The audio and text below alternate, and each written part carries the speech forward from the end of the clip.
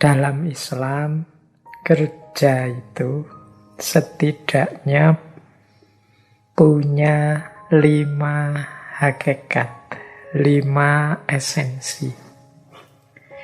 Yang 5 ini, yang pertama adalah rahmat, yang kedua adalah amanat, yang ketiga ibadat, yang keempat takhalluk, dan yang kelima izzah. Yang pertama, kerja itu bagian dari rahmat, bagian dari bukti kasih sayang Allah kepada kita manusia. Jadi bersyukurlah kita semua manusia oleh Allah diberi kapasitas untuk melakukan kerja dengan segala kecanggihannya, dengan segala kerumitannya, dan lain sebagainya. Ini anugerah yang luar biasa, aspek rahmat ini. Bagi teman-teman yang sehari-harinya sudah sibuk dengan aneka macam kerja, bersyukurlah, karena itu berarti Allah masih sayang dengan kita. Allah masih memperhatikan kita sehingga terbuka kesadaran kita untuk melakukan kerja-kerja.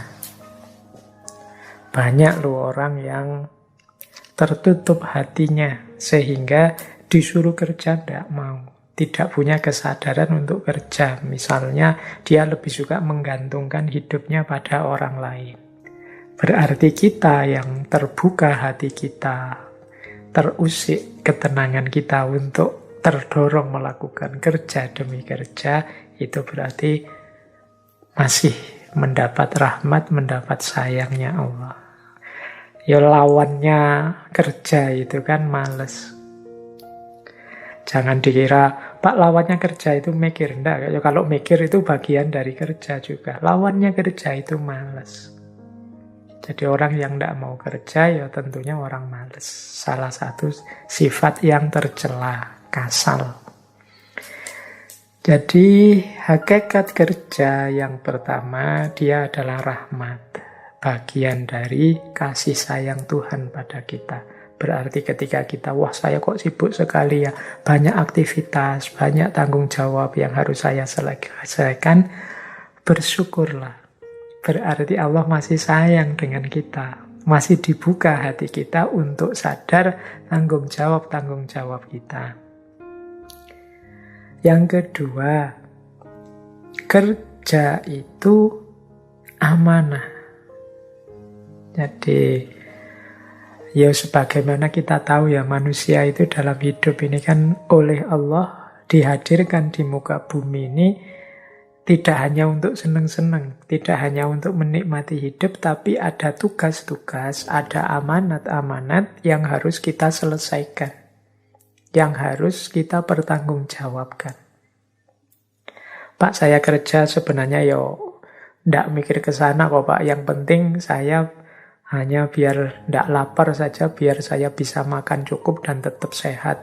Loh, itu juga bagian dari memenuhi amanat dari Tuhan.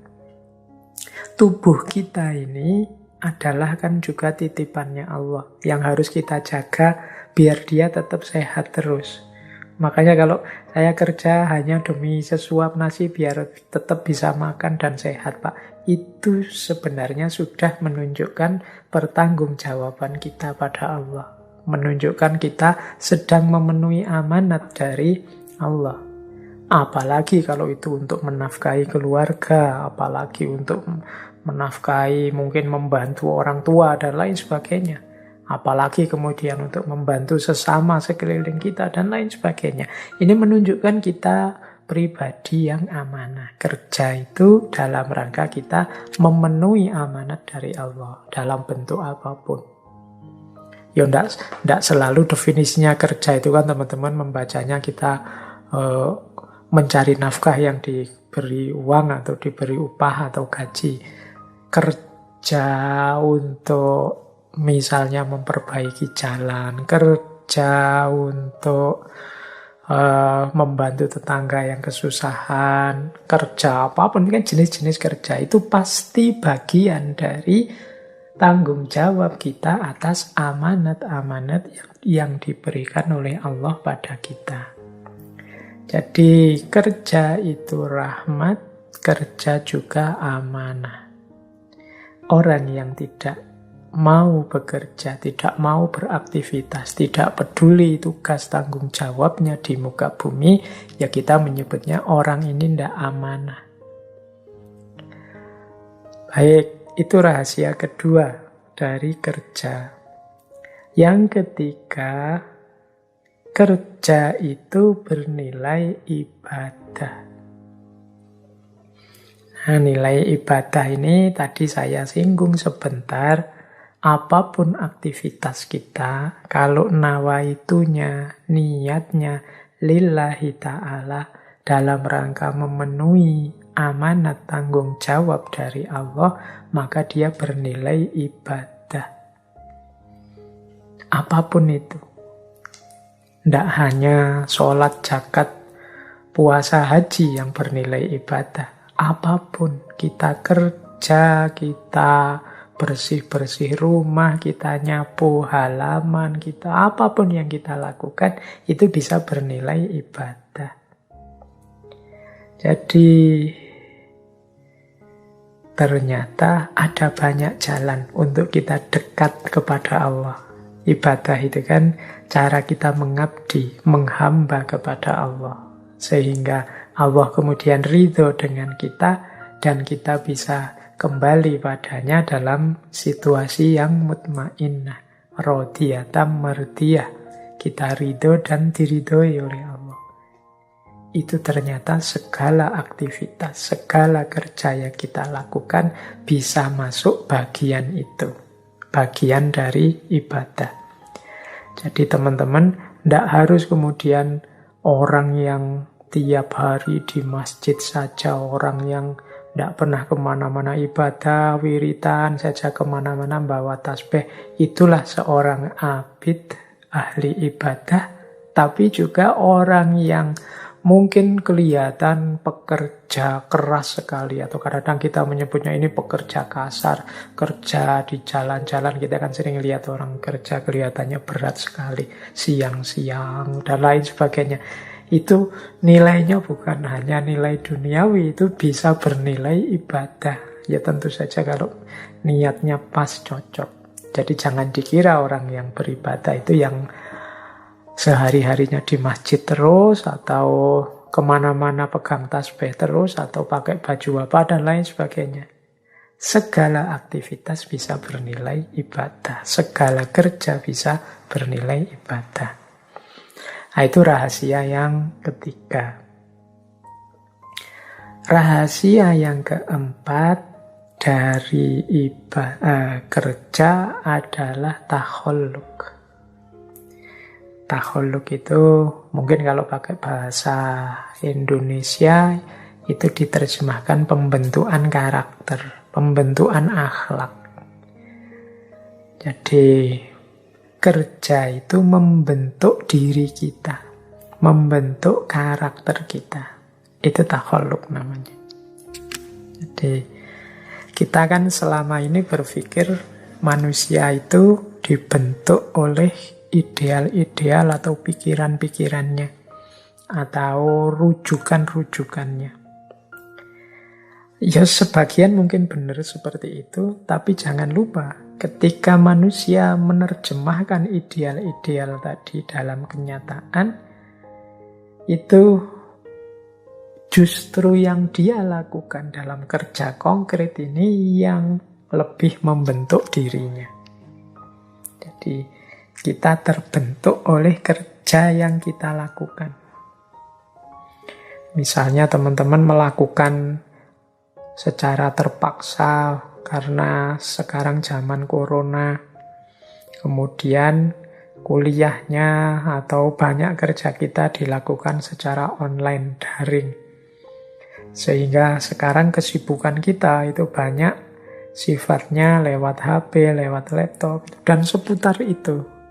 Loh, gaya hidup kita, kepribadian kita, pola hidup kita itu kan akhirnya pelan-pelan tercetak sebagai manusia yang bergaya hidup digital. Dengan segala pola dan konsekuensinya. Dan itu pasti mempengaruhi isi diri kita. Itu yang disebut takholuk. Jadi kalau dulu akhlak adab di dunia nyata, sekarang mungkin agak beda akhlak adab di dunia maya. Yang ini pelan-pelan membentuk diri kita. Mereka yang kerjanya di kantor setiap hari, berhubungan dengan formalitas-formalitas pekerjaan, dengan mereka mungkin para seniman yang kerjanya lebih bebas, tidak terlalu banyak terikat aturan misalnya, itu kan pasti terbentuknya mentalitas dan karakternya berbeda. Jadi karena manusia itu kan banyak dipengaruhi oleh lingkungan yang berputar di sekeliling dia, termasuk kerja-kerja yang dia lakukan. Jadi rahasia yang keempat dari kerja, kalau menurut agama ya takholuk. Makanya penting kita memastikan kerja yang kita lakukan itu sesuatu yang baik, sesuatu yang benar, sesuatu yang pantas, berakhlak dan beradab. Karena pada gilirannya kerja itulah yang membentuk diri kita, menjadi dasar eksistensi kita. Sering saya sampaikan bahwa manusia itu hakikat dirinya itu bukan sesuatu yang harga mati. Dia terbentuk oleh kebiasaan-kebiasaan. Ya kebiasaan itu kan berarti aktivitas-aktivitas, kerja-kerja yang dia lakukan secara rutin dan kontinu. Orang yang terbiasa bohong, ya dia jiwanya terbentuk jadi pembohong. Yang aktivitas kerjanya menuntut dia sering bohong, terbentuk jadi pembohong. Demikian juga sebaliknya. Inilah yang dimaksud bahwa kerja bernilai takholuk. Yang kelima, kerja juga berhubungan dengan izzah, kehormatan diri. Jadi status kita di tengah masyarakat. Ini seperti yang kita jelaskan tadi ya sebelumnya, bahwa kerja itu berpengaruh terhadap pengakuan, penerimaan, dan status kita di tengah masyarakat. Jadi kerja itu punya unsur izzah. Di tengah masyarakat kan sering dianggap tidak utama atau dianggap tidak pantas kok ada orang misalnya tanggung jawabnya banyak, sudah punya keluarga atau anak yang jadi tanggungannya, tapi kok dia malah tidak mau kerja. Itu kan statusnya rendah di tengah masyarakat. Atau orang yang tergantung pada orang lain, tidak bisa memenuhi kebutuhannya sendiri, menunggu pemberian orang lain. Nah ini orang seperti ini itu bisa kehilangan harga dirinya, kehilangan izzahnya. Maka di antara rahasia dan makna kerja itu izzah. Orang yang banyak kemampuan, banyak kebisaan, aktif melakukan berbagai aktivitas, itu keberadaannya lebih diakui di tengah masyarakat. Dia juga dipandang orang yang punya nilai, orang yang bernilai. Dibandingkan orang yang mungkin, kalau bahasanya anak-anak hari ini ada istilah rebahan saja. Jadi tidak ngapa-ngapain. Tidak ada sesuatu yang keluar dari dirinya. Tidak aktif, tidak produktif. Yo ini di tengah masyarakat itu mungkin dia dianggap, kalau bahasa Arab itu ada pepatah wujuduhu ka'adamihi. Wujuduhu ka'adamihi itu dia ada atau keberadaannya dianggap tidak ada. Jadi dia ada dianggap tidak ada. Wujud tapi dianggap adam. Adam pakai ain ya, bukan pakai alif. Nanti disamakan dengan Nabi Adam. Adam itu artinya tidak ada. Jadi wujuduhu ka'adamihi itu keberadaannya sama seperti dia ndak ada. Kamu ada atau tidak, ndak nambah apa-apa. Ndak memberikan apa-apa, ndak berkontribusi apa-apa. Mungkin karena malas, karena ndak mau ngapa-ngapain. Oh itu kan izzah, harga diri. Ndak enak kan kita kalau dipandang rendah oleh orang lain seperti itu.